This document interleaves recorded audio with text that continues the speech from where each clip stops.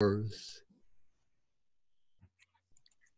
the reason I skipped over suttas number 29 and 30 is that they're a little strange, these suttas, because they both deal with what are called 4 Dhamma factors, which are praised as being primal, of long-standing, traditional, and so forth. And these 4, one of them is non-longing and non-craving, the other is goodwill, the other right mindfulness, and the 4th is right concentration. And I just don't see how these 4 fit together into a meaningful group. They seem brought together a little bit at random. And so, and anyway, we're familiar with them from other suttas that we've gone through. So we'll jump to sutta number 31, which has some important material for establishing what I would call the basics, the foundations for a life in the Dharma. So here the sutta uses the expression 4 wheels. And let me get the Pali.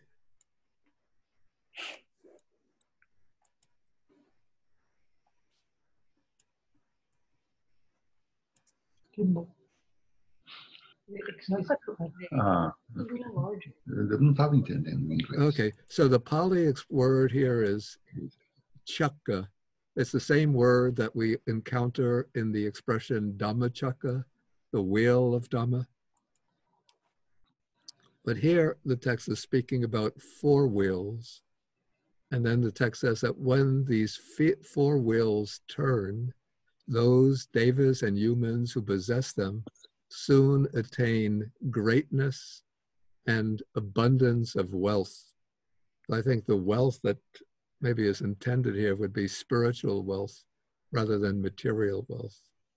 And so the 4 are dwelling in a suitable locality, suitable residence, relying on good persons, right resolution, and merits done in the past. And if we look at the Pali, we could see Pati Rupa Desa Vaso, Sapurisa Vasayo, Atta Sama Panidi, Pube Chakata Punyata. Does anybody recognize some of these from another context?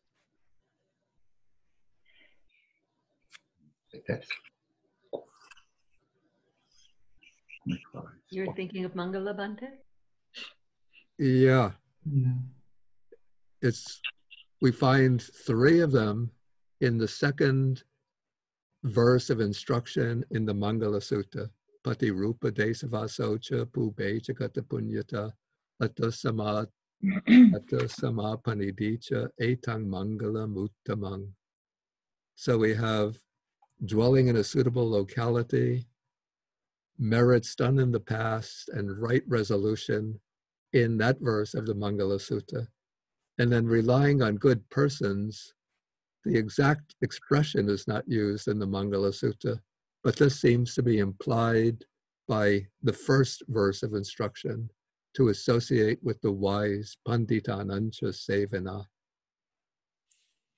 Okay, so these are, we could say, the foundations for living a life of Dhamma, a life dedicated to the Dhamma in this world. Okay, first we'll look at the verse that comes at the end of the sutta. So when a person, this really just sums up the same idea. So when a person dwells in a suitable locality and makes friends with the noble ones, when he has formed right resolutions and done deeds of merit in the past, then gain, riches, fame, and reputation, as well as happiness, accrue to him. Okay, first, there's a certain maybe sequence involved here. And actually, I would invert the sequence in some ways. So I would say that first comes dwelling in a suitable locality. And I would say that dwelling in a suitable locality constitutes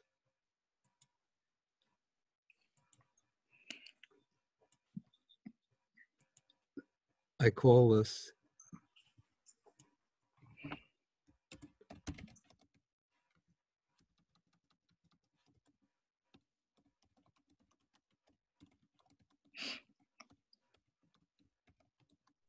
the involuntary, or maybe non-volitional, external condition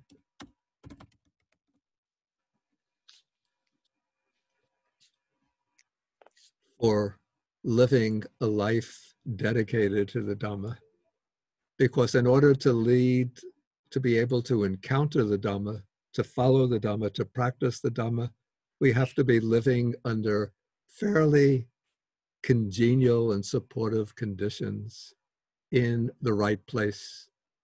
And nowadays, because of the spread of civilization, of different cultures all over the world, it's pretty difficult to find a place that would not be a suitable locality, though there are some. The traditional commentators always explain the suitable locality as a place where the four divisions of the community flourish.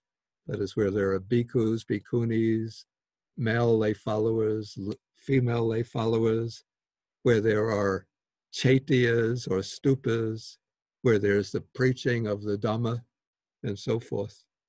And so from a traditional perspective, these would be the traditional Buddhist countries of Asia, Sri Lanka, Thailand, Myanmar, and so forth. Nowadays, one can get access to the Dharma virtually any place, though there are some places where it's still extremely hard to encounter the Dhamma. For example, if we were born and were to be growing up in Saudi Arabia, it would be virtually, unless we were clandestinely using the internet. I guess even in Saudi Arabia now with the internet, you could probably log on to websites which are giving Dhamma presentations. But apart from the internet, in Saudi Arabia, it would be virtually impossible, very, very difficult to come across even literature on Buddhism. When I was at the Buddhist Publication Society, when I was the editor for the Buddhist Publication Society, I had a lay supporter who was an engineer who was working in Saudi Arabia. And he asked me to send some booklets, books on Dhamma, to his address in Saudi Arabia. And so I arranged to send them from the Buddhist Publication Society. And I knew in advance that we couldn't send the parcel with the wrapping, with the envelope that had the name Buddhist Publication Society on it. And I think I didn't even use my name, Bhikkhu Bodhi. I must have used my civilian name so that nobody would suspect that the books are being sent. And so we sent the books to him in that way. But later, the next time he came to visit Sri Lanka, I asked him whether he received the books that I had sent, and he said no. So probably all parcels coming into the country are inspected, and if there are parcels that are sending literature belonging to another religion, the contents will be discarded, destroyed.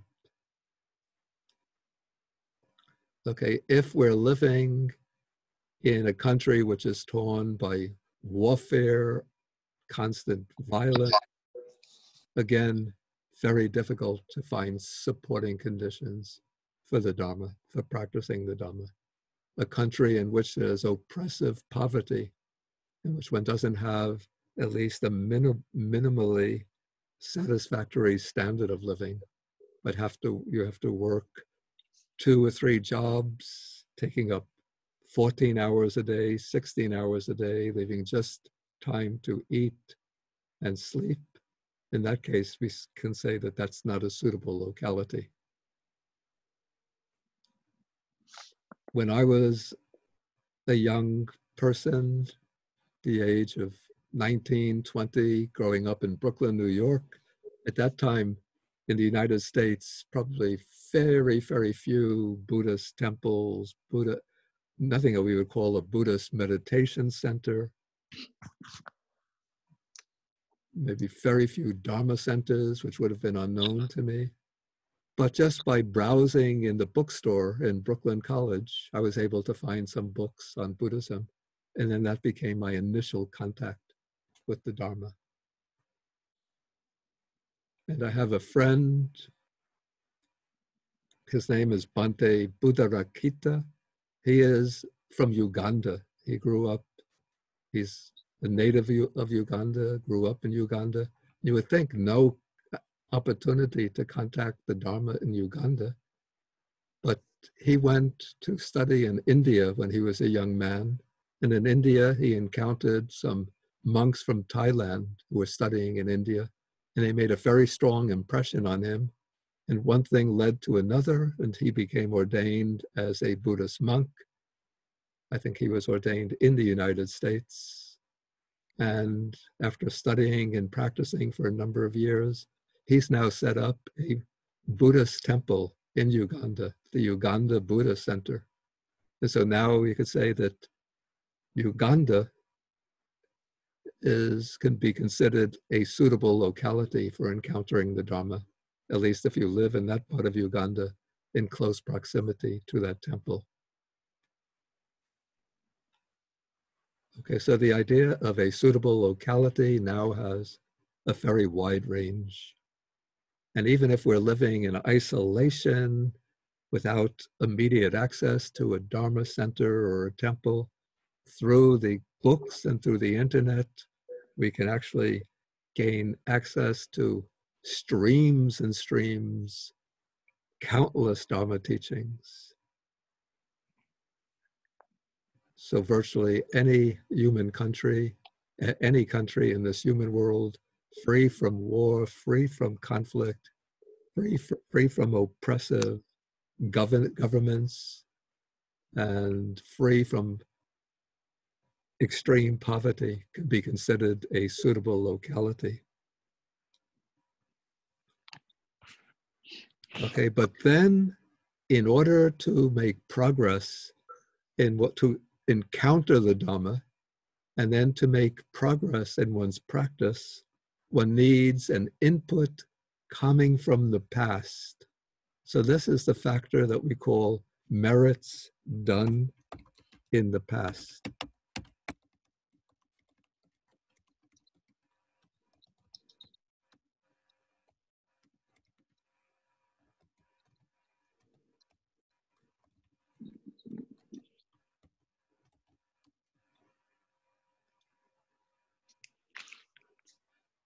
And since this is coming from the past, it doesn't depend upon our will right now, on our choices or decisions. So I call this the involuntary or non-volitional internal condition. But when I say that this is involuntary or non-volitional, that means that it's involuntary or non-volitional in relation to the past. But in the present, of course, we have the opportunity to create merit, and in that way, it becomes a voluntary or volitional condition for our experience in the future. And when we speak about merits done in the past, the key Pali word that's being indicated here is the word punya. And we use the word merit, we use this as a translation for punya.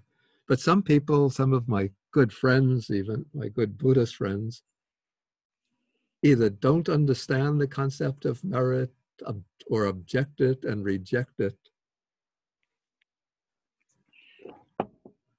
Maybe because they think when we use the English word merit, it seems a little bit as though there is some kind of supervisor who is overlooking us, sort of checking out, what is he doing? Is he doing something bad or doing something good? And if he sees that I'm doing something good,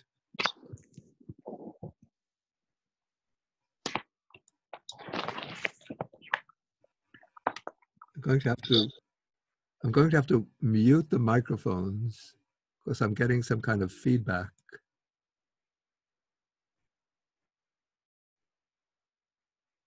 I don't see how to do that now.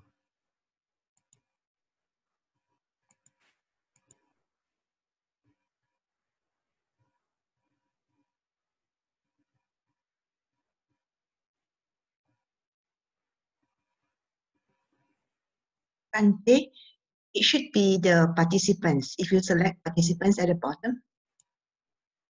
Okay, I see it.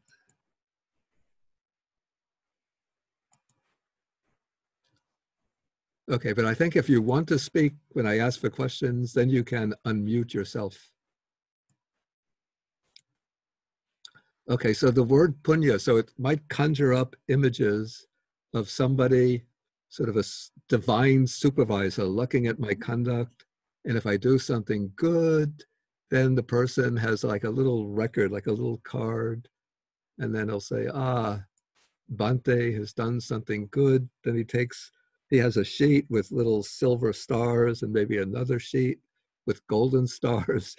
And if I do something moderately good, he'll take off a silver star and put it next to my name. If I do something extraordinarily good, he'll take a golden star and put it next to my name. So that is maybe the common misconception of what merit involves.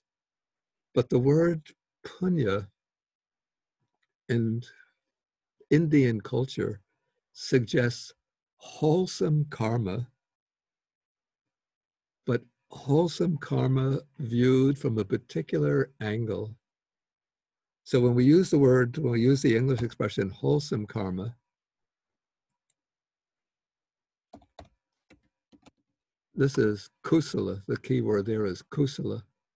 And the word kusala gives the primary emphasis is on the ethical character of the action and the psychological aspect of the action. The way that action or that thought or that intention affects the makeup of my mind, the nature of my character, and the way it would be my action or thought would be rated in ethical terms, good or bad, beneficial or harmful to myself and to others. But the word punya suggests the capacity of wholesome karma, wholesome actions, to bring results that are desirable and favorable to myself. So some of the results of punya, of merit, would be, some of them are construed in, we might say, narrow materialistic terms. So some of the results of merit would be being wealthy or at least economically secure. My own personal opinion is that to be extremely wealthy can be a disadvantage to one's spiritual development. But one doesn't want to be living in extreme poverty where one's whole life has to be dedicated to the struggle just to get by. So to have, maybe we could say, to be financially and economically secure, to have good health. One doesn't want to be oppressed through one's life by constant incapacitating illnesses, debilitating illnesses. To be intelligent, have intelligence, the capacity to make proper judgments, the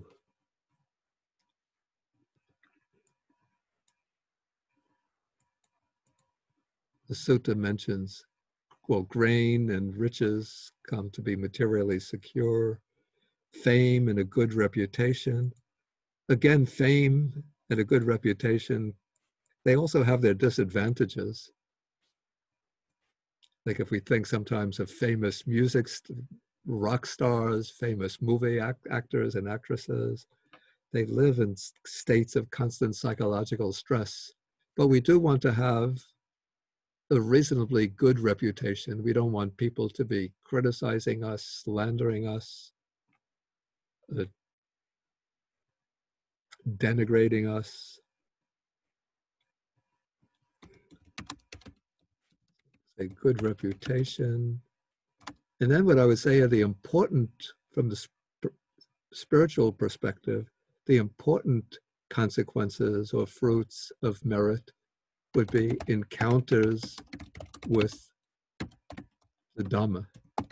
So the reason we're able to encounter the Dhamma is because we have generated merit in the past. And because of that merit, when we encounter the Dhamma, then we acquire faith in the Dhamma. That we could say that gain of faith is a fruit, the result of the merits we've created in the past.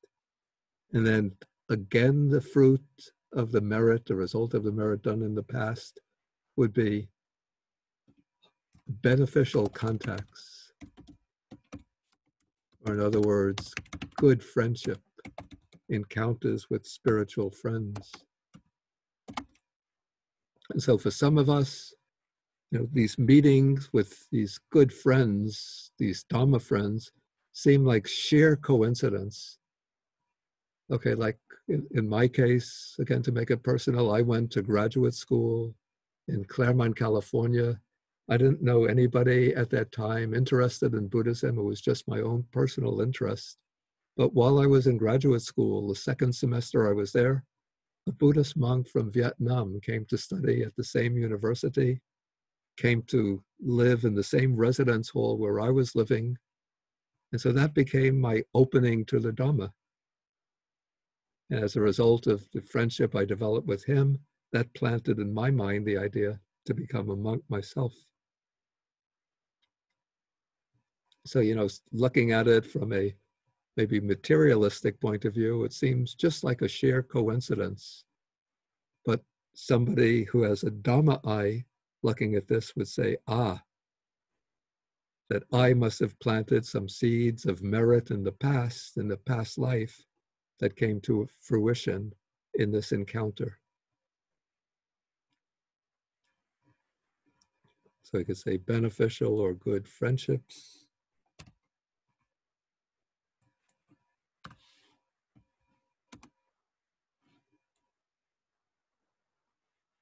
And then finally, we could say is the fruit of merit will be spiritual, let's say, skills and higher attainments. Especially the attainment of what is called the paths and the fruits that lead to Nibbana.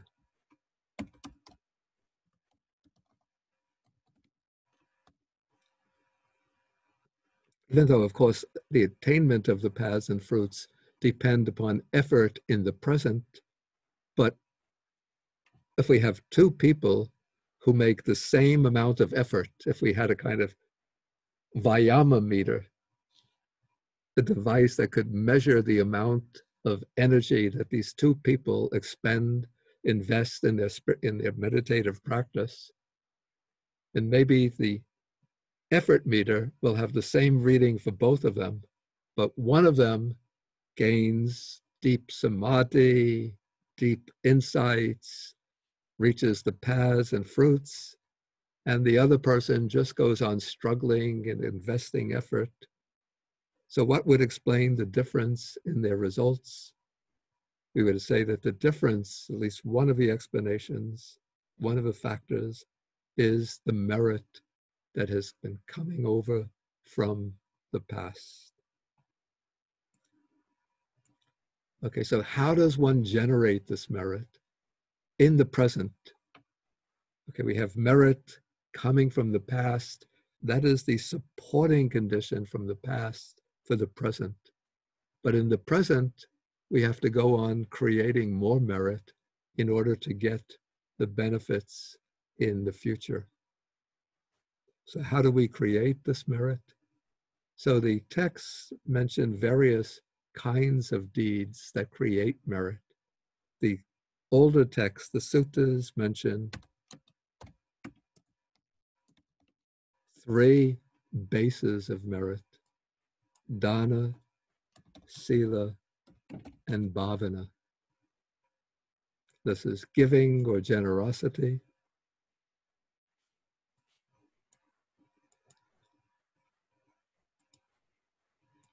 sila, the acting in ways that are morally wholesome, particularly through the observance of precepts for a layperson undertaking and diligently upholding and maintaining the 5 precepts. And then bhavana is meditation, the development of the mind, and as a source of merit. Of course, any kind of meditation can be considered a source of merit, but probably looking at meditation from the standpoint of generating merit rather than attaining deep samadhi and insight. The types of merit that would be, the types of meditation that would be most fruitful would be the recollection of the 3 jewels,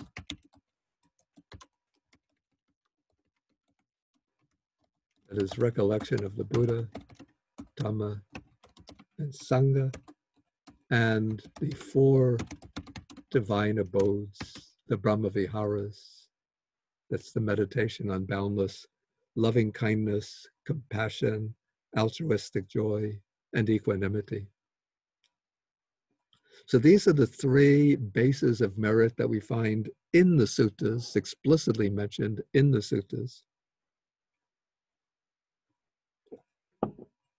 But then later, the later Pali tradition expands upon this list to come up with 10 bases of meritorious action. And these, the 7 that are added, are actually extensions of the original 3. So we have reverence or respect is 1. And so this would be, for example, showing respect to the Buddha, the Dharma, the Sangha, or showing lay people, showing respect to the monastics, the juniors show respect to their seniors, children show respect to their parents. And so this reverence or respect is a way of developing a wholesome state of mind, expressing humility in action, and imprinting on one's mind this attitude of respect and veneration for those who represent our highest and noblest ideals. So we have reverence or respect. Then we have helpfulness or service. And actually we could say that reverence or respect is in a way, actually in a way it combines all 3 of the original bases of merit. Since when one shows respect, sometimes one does so by making offerings. For example, when lay people go to the temple or monastery to show respect to the monks, they'll often bring along maybe a bundle of fruits, some sweets, or candles and incense. And so enter as a kind of ingredient of reverence or respect, there is dana, giving a gift, making an offering. And then as one is showing reverence or respect, one will be observing the precepts. Out of respect and reverence, one observes the precepts. And then that attitude of reverence and respect is itself a development of the mind. It's a kind of bhavana, particularly when one is showing respect to the 3 jewels, even bowing down before the image of a Buddha, bowing down before the senior monks. One is cultivating a wholesome quality of mind. So that is a kind of bhavana. Okay, helpfulness or service is a kind of giving, except here one is giving not material things, but one is helping others. And so within the context of, say, Buddhist monastic life, lay people might come to the monastery and help clean up the monastery, sweeping the grounds. When I have my live class here at Zhuangyan Monastery, after the class, a few of the students come every week or every other week to clean up my living quarters, vacuuming the rugs, cleaning the cups, cleaning the desk and tables. So that is a kind of meritorious deed of service. And one could set up various kinds of social service. For example, now in this time of the pandemic, many organizations are collecting funds in order to provide donations to the medical facilities, to be able to purchase equipment, or helping people who have been released from the hospital to provide them with the necessities that they need and to take care of them while they're still infirm and unable to take care of themselves. So there are many types of helpfulness and of service to others, which are ways of generating wholesome karma or merit.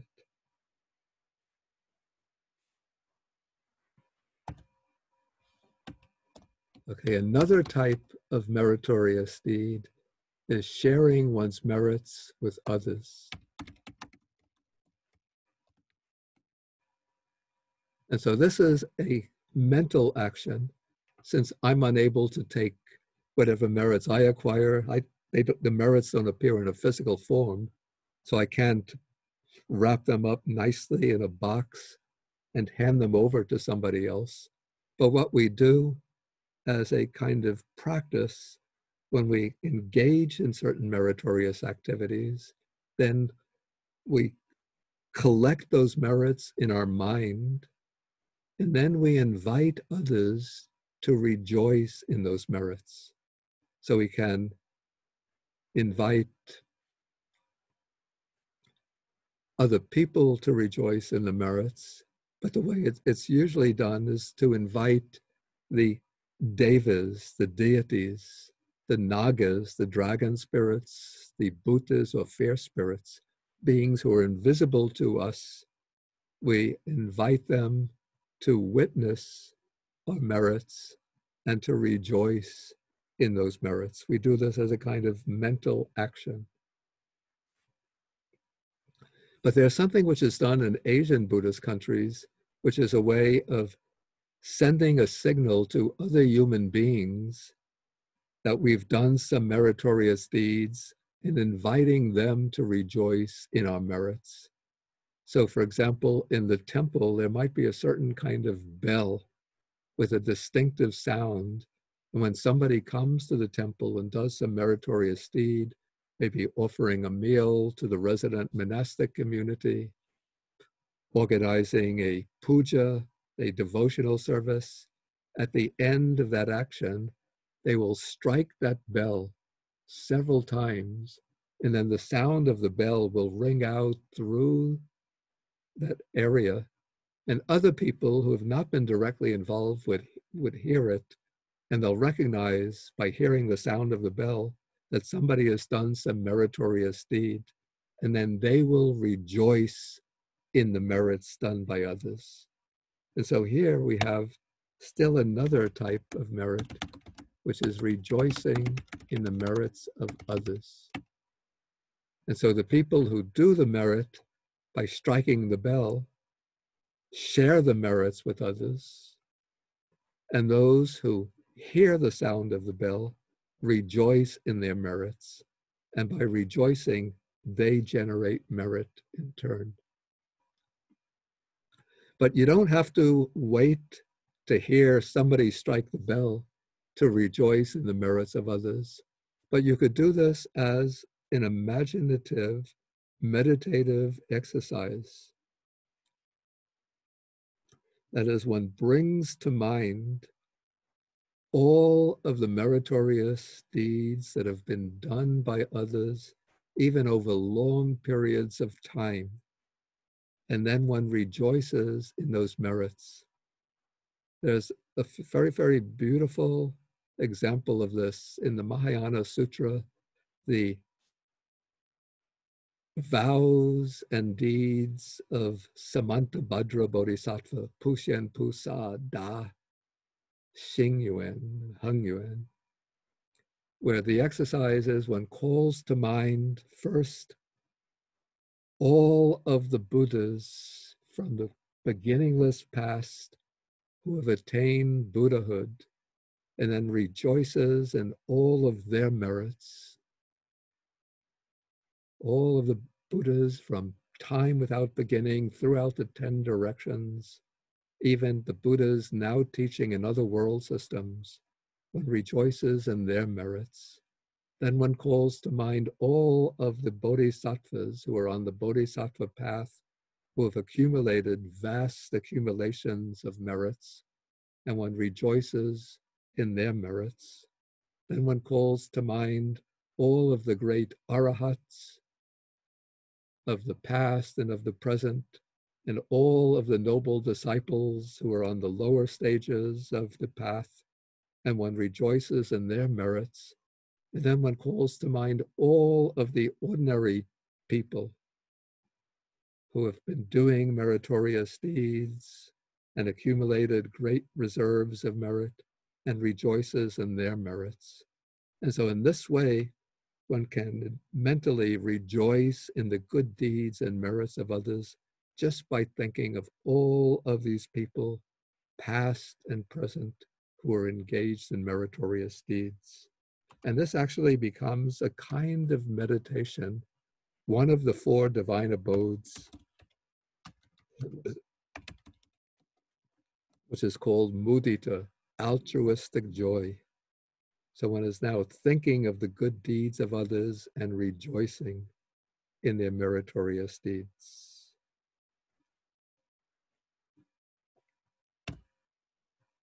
Okay, so now we have 1, 2, 3, 4, 5, 6, 7. So we have 3 more bases of merit. And so the next one is studying the Dhamma. And the way it's expressed in Pali, it's listening to the Dhamma. Because during the time when the Dhamma texts were being composed, we didn't have written texts, but the way to learn the Dhamma was by going to listen to discourses on the Dhamma. So when you're listening to the Dhamma, the primary emphasis, of course, in listening is on developing wisdom, the wisdom that arises through hearing the Dhamma. But this is also it's a source of merit, a source of wholesome karma. Because when you listen to the Dhamma, the mind becomes calm and concentrated. And when one is listening, one has to listen in the right way, not listening to look out for the faults of the speaker. He's not so handsome. Whereas this other monk I heard, he was so handsome, so beautiful. But this is an old, ugly monk. And so when he's dwelling, and his voice is not so smooth and calm, and he's not so learned, and maybe you find out he gets some categories mixed up. And so that's the wrong way to listen to the Dhamma. But you have to listen with appreciation for the speaker, appreciation for the teaching. And in this way, one is strengthening one's faith and devotion to the Dhamma. And if the Dhamma is being taught properly and correctly, and one is listening attentively, one is also building up the potential for wisdom. Because wisdom, the wisdom of enlightenment, the wisdom of direct insight is built upon the material that one absorbs through listening and learning. So this is listening to the Dhamma. And nowadays, you don't have to go directly, personally to the temple or monastery or center to hear the Dhamma. But through the internet, you can get access to probably thousands and thousands of Dhamma talks. And so you can choose whatever teacher you like. You don't have to travel 100 miles to hear him, to listen to her, but you just search out, you put the name into YouTube, click a button, and then it will show you a whole menu of talks by that teacher. I have to say, though, these contemporaries are really spoiled. People today are really spoiled. You know, in my time, as a young person interested in Buddhism, to really learn the Dhamma, we had to travel to Asia to learn it.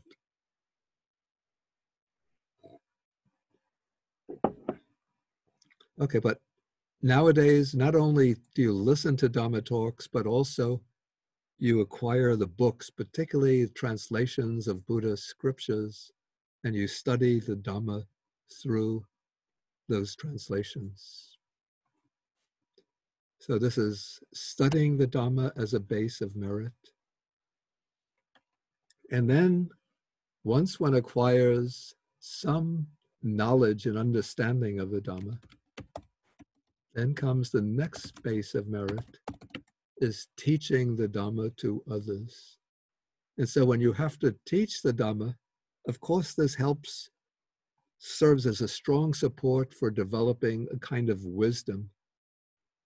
Because in order to teach the Dhamma properly, well, first you have to study, but not only by reading and by passively listening, but in order to present the Dhamma to others, you have to start organizing, reflecting on the material that you've learned, looking for connections between the different aspects of the Dhamma.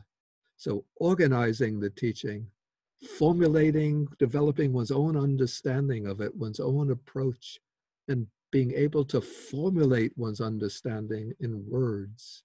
So all of that is developing certain skills which are contributing to the emergence and arising of wisdom. But also it's cultivating merit, because by teaching the Dhamma, one is sharing the Dhamma with others. And so teaching the Dhamma then becomes a kind of dana. In fact, we have a term for that. What is the term that we use to represent sharing the Dhamma with others, the Pali word?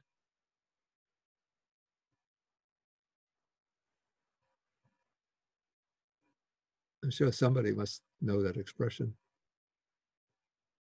Is it Dhamma Dana, Bhante? Exactly. Very good. So this is called Dhamma Dana.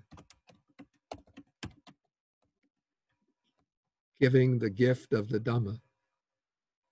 And what's interesting, to give the gift of the Dhamma, to teach the Dhamma, I said that when you develop a certain amount of learning, a certain skill and the knowledge of the Dhamma, you could start teaching the Dhamma to others. But actually, to give the gift of the Dhamma, you don't have to be a skilled master of the Dhamma yourself, but you can also give the gift of the Dhamma by taking some Dhamma books and giving them to friends, relatives, or sponsoring the printing for free distribution of a Dhamma book.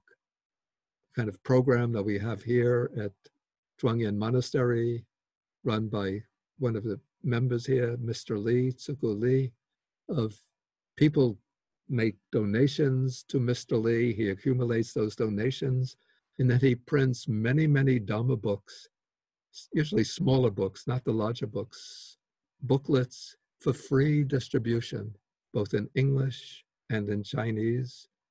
And a high proportion of the English books, maybe 60 or 70%, are distributed to prisons, to prisoners. So they're able to get access to the Dhamma through this book distribution program. So that's a way of indirectly teaching the Dhamma by giving the gift of Dhamma. Okay, then finally, the 10th base of merit is said to be straightening out one's views.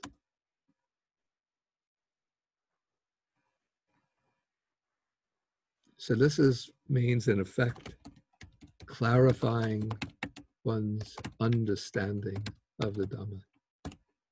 And so this is built upon learning the Dhamma, studying and listening. But after one studies and listens, then one has to reflect on the teachings one has learned in order to look at one's own views, one's own understanding, to see if they're in accord with the Dhamma. And if they're not in accord, then one has to change one's views in order to bring them into accord with the Dhamma. So this is, we could say, develops out of the wisdom born of reflection. And at the highest level, it comes from the wisdom that arises from practice.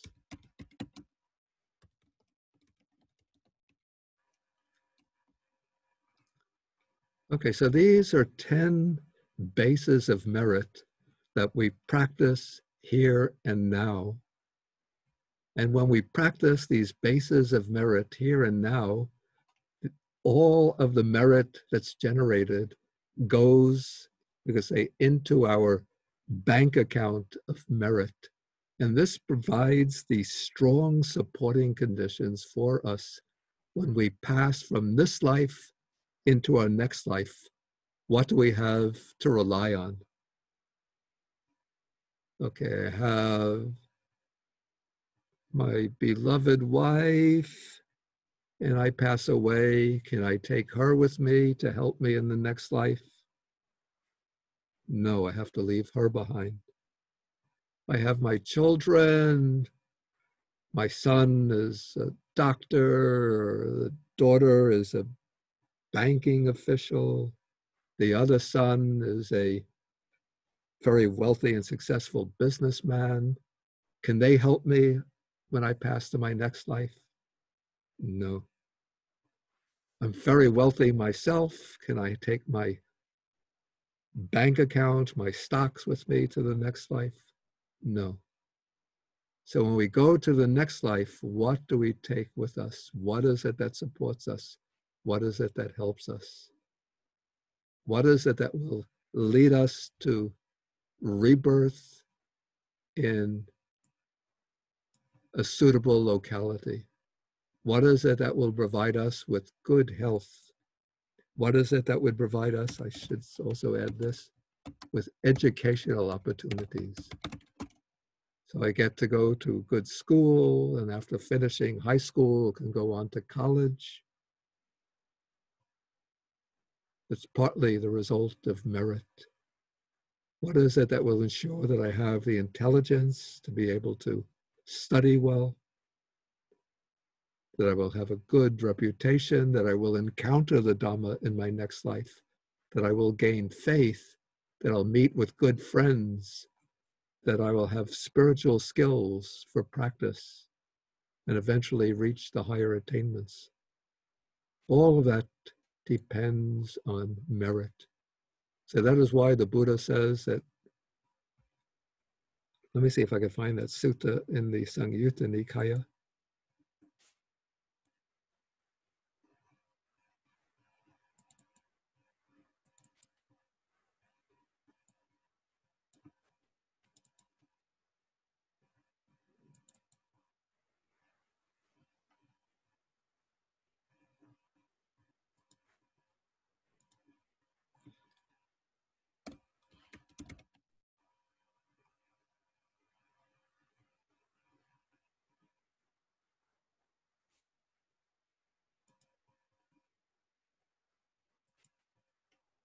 He says, merits are the support for living beings when they arise in the other world, in the next life. We find this again and again. Therefore, having removed stinginess, you should give a gift. Merits are the support for living beings when they arise in the next life. So here, therefore one should do what is good as a collection for the future life. Merits are the support for living beings when they arise in the other world. Okay, so this is how we make preparations for our next life. But here in the sutta that we're looking at, the Buddha is speaking about merits done in the past. These are the merits, they call these the involuntary or non-volitional supporting condition that's internal, because it's something that we've created within ourselves. Okay, then comes right resolution. And this is expressed as atta sama panidhicha. Atta sama.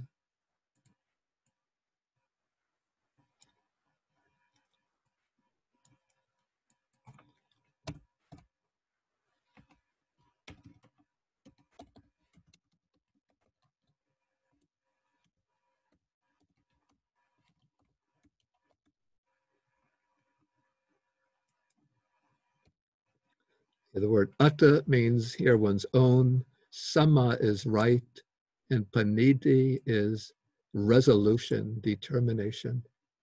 And it's interesting that this factor is mentioned as a means to achieve here greatness and abundance of wealth, but also, I would say, to progress in the Dhamma. Because in order to really make good progress in our life in the Dhamma, it's important to form certain resolutions or determinations that will guide our future development.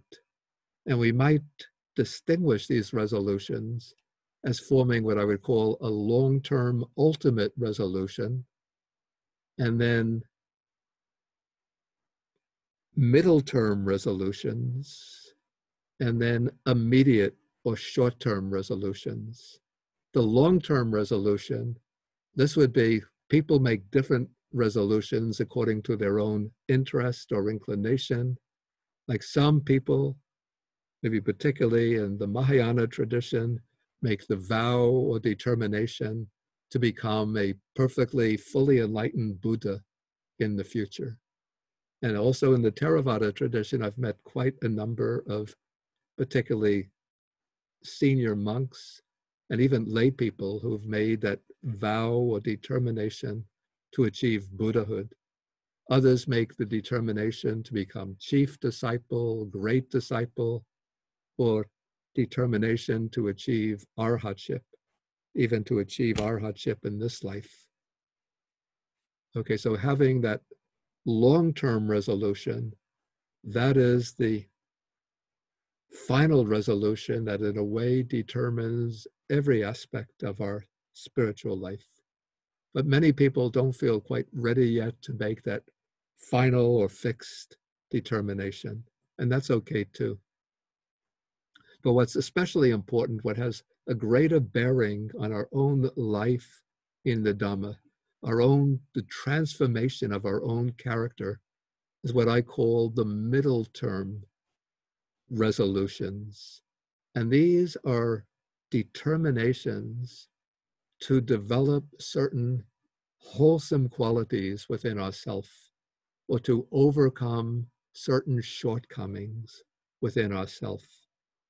And what I found particularly beneficial and helpful is to make these resolutions as verbal declarations to oneself every day, to make it as part of one's regular practice. And what one finds over time, not just in one day, not just in 1 week, not just a few weeks, but over time, after a year, several years, when you're making these regular resolutions and determinations out loud, though in a soft voice, you make them to yourself in a soft voice, that they sink into the mind and they start transforming the mind at a deep subconscious level, so that the mind gets shifted and transformed in the direction of these resolutions. So what are some examples of these resolutions? What kind of resolutions can we make? Okay, one helpful scheme is to make the resolutions that correspond to the qualities that we call paramis or paramitas. And I found a little booklet that I'll share with people through the Zoom. The booklet is called Mirror of the Dhamma, which collects many of the standard chants and recitations and reflections of the Pali or Theravada tradition. And one of these is a set of contemplations on the 10 paramis. And so here we have the reflections, and you could vary the wording. You don't have to adhere to exactly this wording, as long as the wording you choose corresponds to the paramis. So may I be generous and helpful. That's the dana parami. May I be pure and virtuous in my conduct, the sila parami. May I be selfless and self-sacrificing, the parami of renunciation.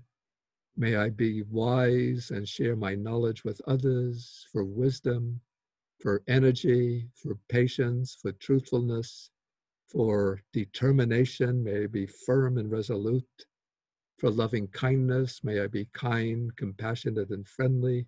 For equanimity, may I be humble, calm, quiet, unruffled, and serene.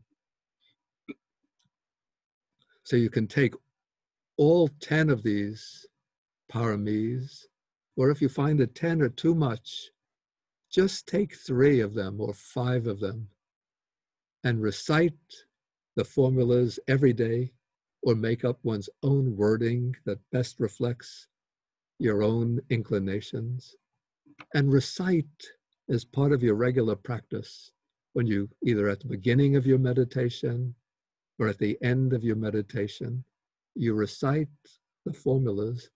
And this is part of bhavana as well. This is a kind of development. Don't think bhavana, real meditation, only means that you're sitting there with your body erect, steady as a mountain, absorbed in the in and out breathing.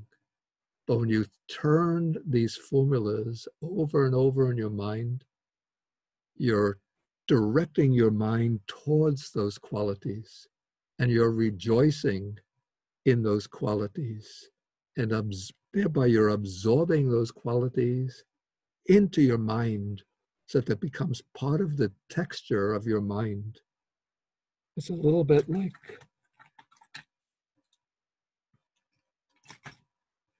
you have a sweater with a particular design on it, like maybe, let's say, a plaid sweater. And that plaid sweater is made out of threads of wool of different colors, which have been woven together to make that particular plaid design. And so the plaid design of the sweater reflects the individual threads of wool that have been woven together to make the sweater. And so we could say that the design of your mind, of your character, is made up of the threads of your thought, the thoughts that have gone into your mind. And so when you reflect every day on these paramis, the qualities of these paramis, then it's like you are weaving the pattern of your character. And so that pattern might not show up immediately, just like the weaver who's making the sweater.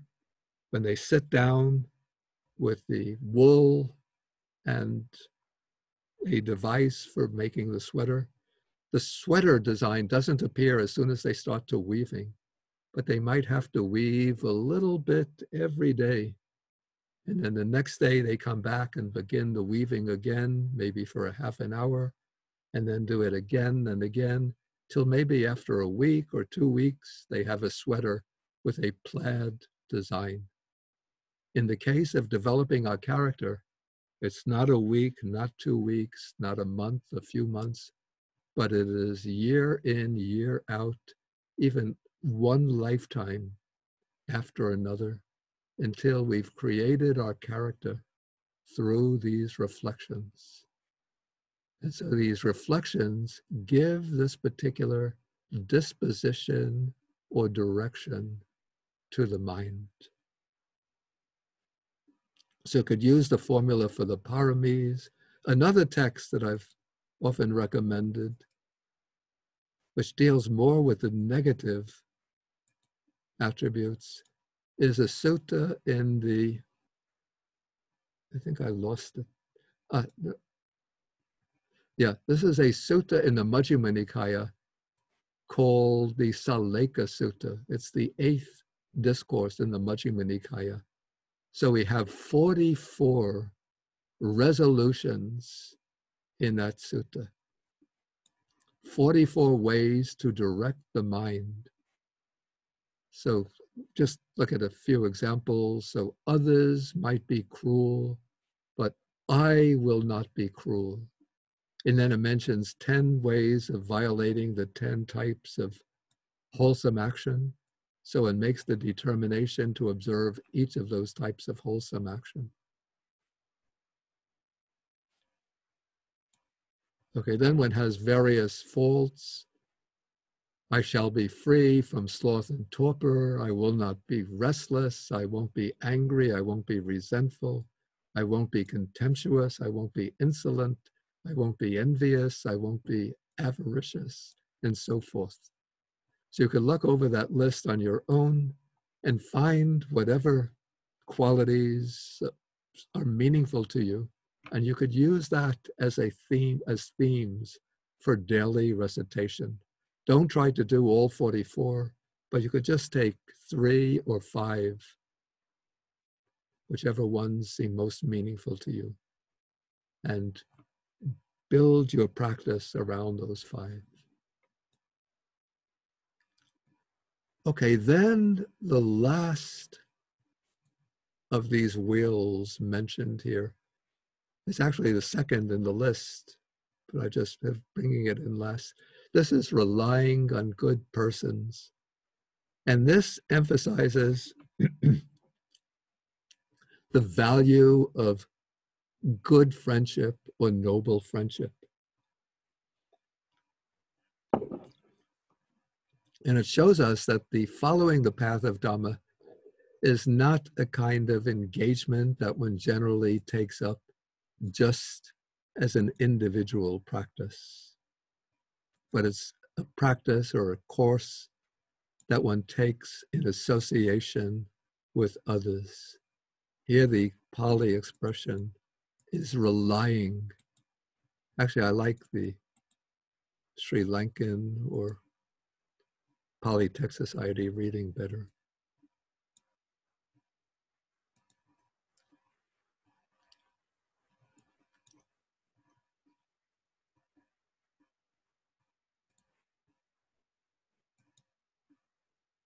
Keep on losing.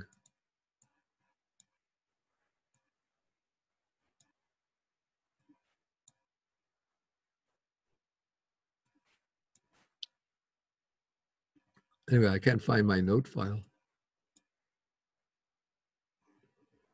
Okay, anyway, this particular factor shows that to make steady practice, it's important to rely on what are called sappurisa, good persons.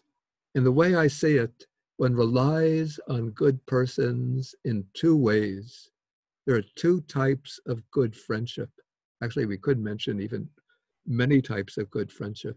But to put it in a simple terms, we could conceive of of good friendship looking at it from 2 angles. One is the angle of, let us say, a person at a more elementary stage, a more rudimentary stage of development, looking up to senior elder friends as guides, instructors, teachers, models, people that they look to for advice and guidance, for support at times when they're feeling weak, for clarification when they're confused and perplexed. So you look up to your elders, your older senior friends along the path for guidance, for encouragement, for moral support. The other type of good friendship, the other way to rely on good persons is you rely on friends who are roughly on the same level of yourself. Maybe some a little more advanced, others might be a little slower in their development, but roughly they are your peers, your contemporaries in the practice of the path. And in relation to these type of people, you give mutual encouragement, mutual advice, mutual guidance. So it's not the elders guiding the juniors, but when one person sees another person doing something wrong, they correct them.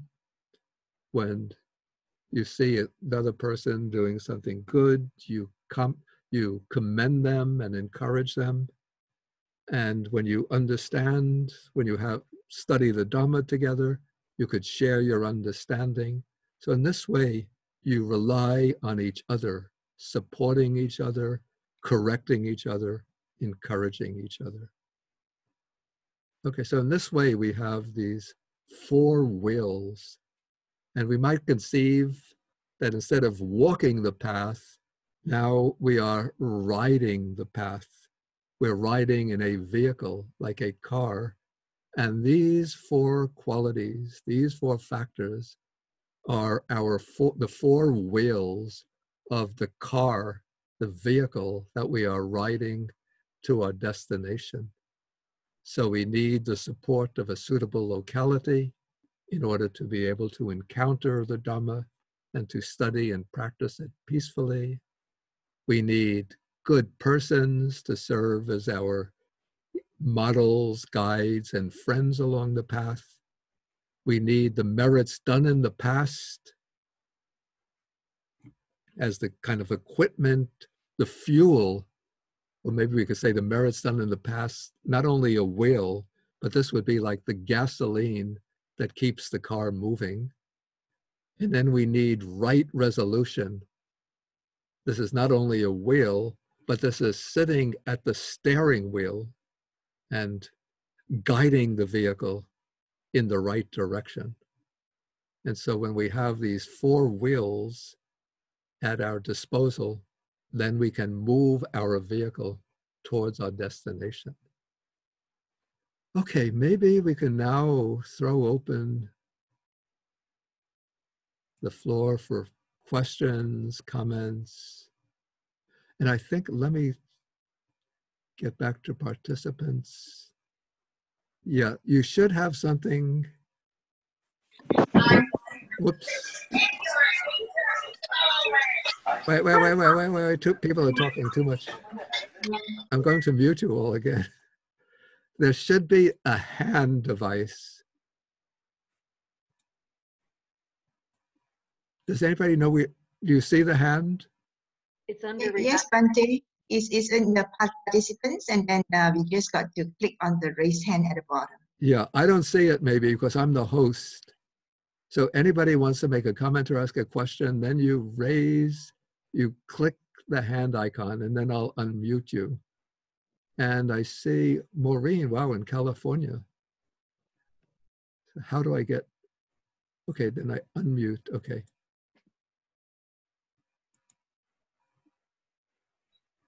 Okay, Maureen, you're unmuted. Thank you so much. Good morning, Bhante. Good morning. My question, when you discuss the wisdom born of reflection and the wisdom born of meditation, Yeah. Can you describe maybe the what types of wisdom are they different from each other, or which one, and how do those arise by those different causes? I would say that they can have the same content, but they relate to that content in different ways. Okay, for example, let's just take an example. One can be examining, say, the Four Noble Truths. So you'll hear teachings on the Four Noble Truths, or you study the Four Noble Truths from books on the scriptures. So that way you get, through listening or through study, you get acquaintance with the Four Noble Truths. Then you start reflecting on the Four Noble Truths. And in this way, you build up and deepen your understanding of the Four Noble Truths. So the Buddha says the five aggregates, Panchupadana Khandha, the five aggregates of clinging, is the nature of dukkha, the nature of the truth of dukkha. What are these five aggregates? How can I see them in my own experience? So one starts reflecting back on one's own experience to look at one's experience in terms of the five aggregates and to see how are these five aggregates dukkha. So now one is getting a kind of reflective wisdom, the wisdom of reflection. The Buddha says craving is the cause or origin of dukkha. And so one now starts examining one's experience to see how, through craving, one undergoes experiences of suffering. So this is building up some kind of wisdom born of reflection. But then when one goes into the stages of deep insight meditation, it starts seeing deeply into the five aggregates, say, as being subject to arising and passing away from moment to moment. Then one is seeing directly through experiential wisdom how the five aggregates are dukkha. Yeah, so that's one example. But I would also say that the wisdom born of reflection could also maybe have a wider range than the wisdom that comes from direct insight, from meditative insight, since one can reflect on principles of the teaching that lie outside the range of one's own capacity for insight. And start maybe seeing how the teachings, different teachings, fit together into an organic whole. Maybe, for example, okay, the Buddha often analyzes experience in terms of the five aggregates. And again, he analyzes experience in terms of the 12 sense bases. But there are not many suttas which integrate these two different sets of teachings.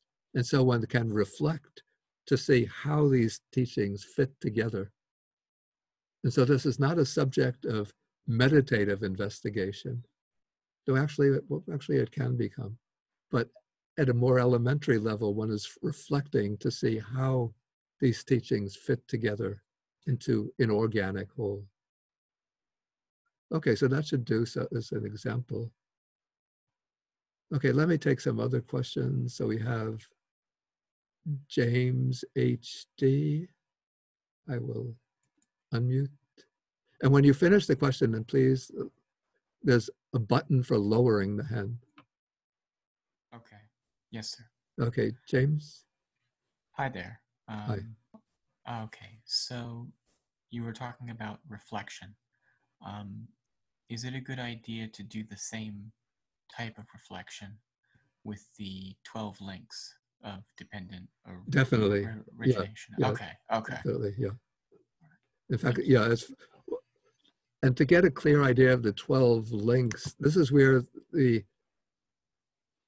let's say the wisdom born of study becomes useful, because one has to find the texts which explain and extrapolate from the terms for the 12 links in order to see what is intended by those 12 links. Mm-hmm. And even the suttas themselves don't go to a great amount of detail on them. So the commentaries and texts like the Visuddhimagga, well, they sometimes tend to go into too much detail. But at least, I've seen that, yeah. Yeah, but at least you could get some fuller explanation if you know how to home in on the passage which simply explain what they are without going into all of that analytical detail. Right, right. Yes. Okay, I see a Matthew T. Hello, Bhante. Thank you. My question is about the teaching, the number, I think that was number 9 in the list. And it's something I've thought about quite a bit with, I've taught in prisons for the past few years. I've taken your online course in Pali and the Majjhima Nikaya and all these really? Nikayas. And so I've literally heard hundreds of hours of you talking and other monks talking and some teachers that I like, Dhamma talks that I listen to. But I've wondered though, if like at what point does a person decide that they are, capable of teaching? Because basically I would just like, say things I've heard other people say. It's question time. Wait. Okay. The last part I didn't quite get because there was somebody else was talking. Basically, I would just try and stick to things I've only heard other people like you say, or that I've read in the Nikayas, that I've gone through in my books and whatnot. I just wondered if, because that seems like traditionally that is the job of the monk, and I've always wondered if that is respectful, or if that's sort of, is it up to me to decide when I'm ready, or how does one make this transition if you're not a monk to teaching the Dhamma?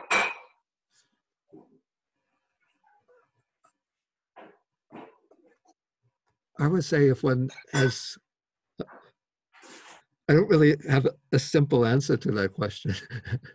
I'd say at a certain point, maybe after one has studied for a certain amount of time, reflected and practiced, and one feels that one has a good understanding of the Dhamma, then one could start sharing with others, maybe in small groups. And what's especially maybe useful is to begin with what they call Dhamma Sakkacha, which are discussions on Dhamma, so that you get feedback from others to know whether one's interpretations and explanations are on the right track. But there's a certain danger in thinking, now I'm capable to go out and start teaching.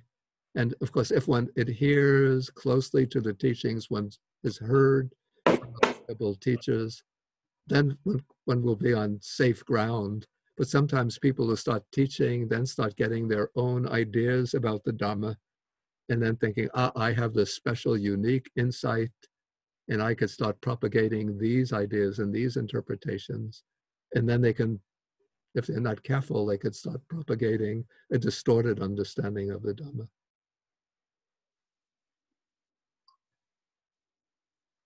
So that's why maybe it's best to begin with Dhamma discussions.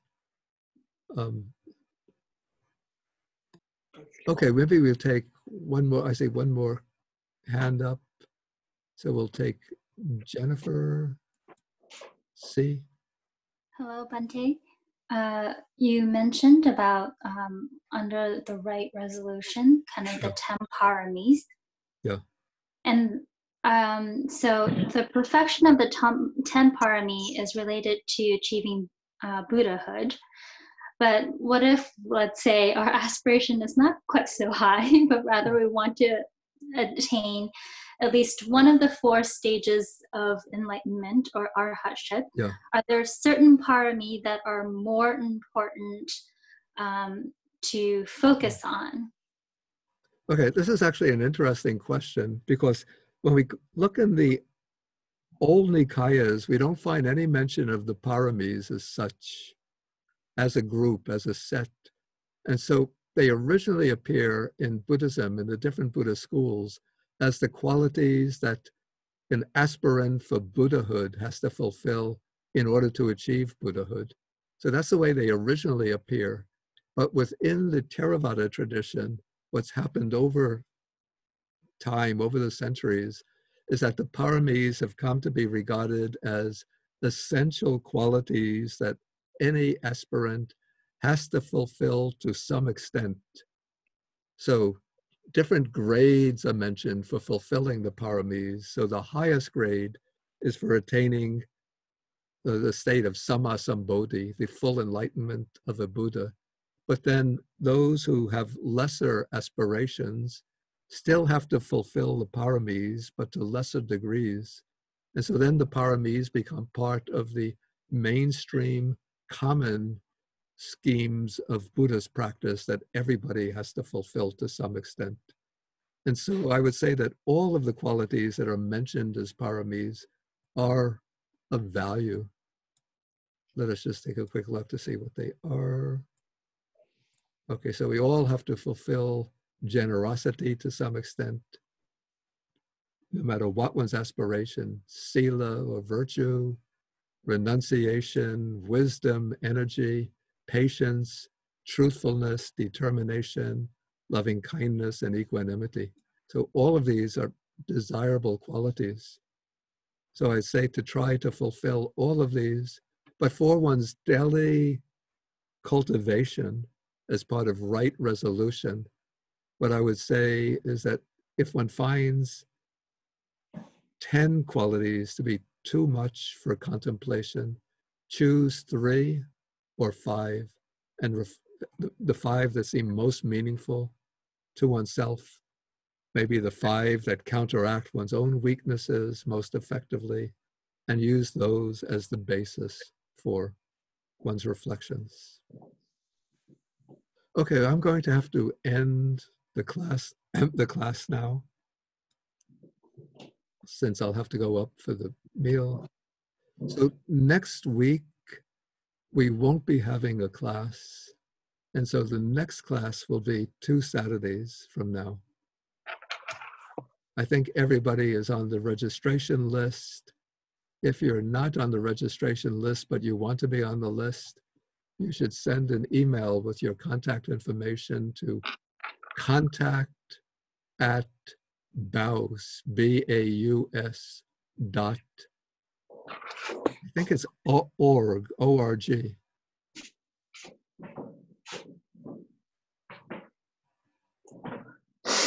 Okay, so let us end with the sharing of the merits, the way we usually do. But you can't see him, no? He's got this.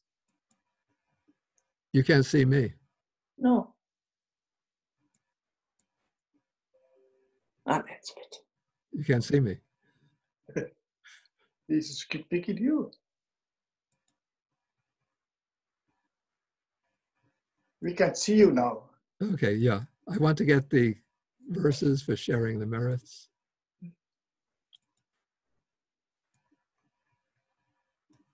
I don't think we can. He's speaking to us.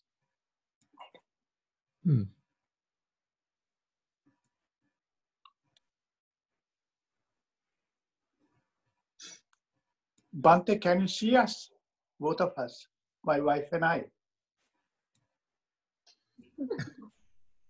I don't see because most, oh, Shiromi, is that it?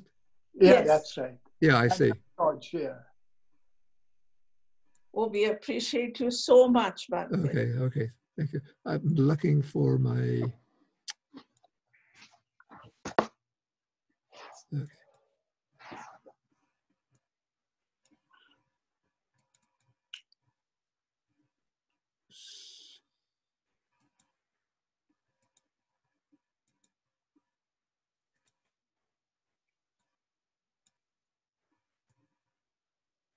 Okay, so now we're going to recite the merits, the verses for sharing the merits with the devas and nagas and the other invisible beings. Okay, so if you know them, you could recite along with me. Akasata chabumata deva naga mahedika punyantang anumoditva chirang rakantu sahasanang. Akasata chabumata deva naga mahedika punyantang anumoditva chirang rakantu desanang.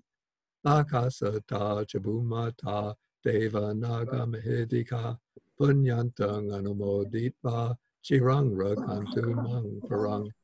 Etavatacham hehi sampadang punya sampadang sabbe anumodantu sabba sampati siddhya.